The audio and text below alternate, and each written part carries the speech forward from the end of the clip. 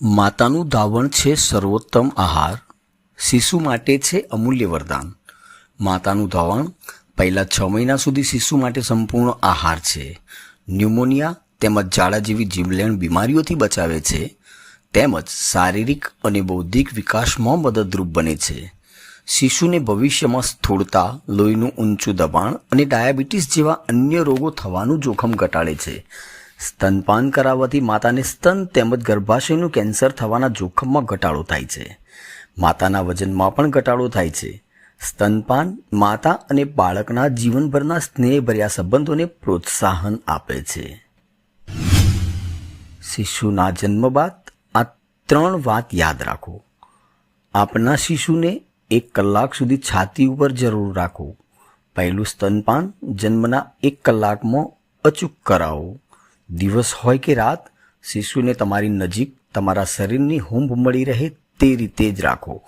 એટલે કે માતા કે કોઈ પણ એના કુટુંબના અન્ય વ્યક્તિ દ્વારા બાળકને જરૂરિયાત મુજબ કાંગારૂ મધર કેર આપો. માતાનું શરૂઆતનું પહેલું પીળું ઘટ્ટ ધાવણ અચૂક પીવડાવવાનું છે. પણ સિવાય ગળથુથી મધ, ખાંડનું પાણી કે બીજું કંઈ પણ પીવડાવવું નહીં. પાણી પણ આપવું નહીં.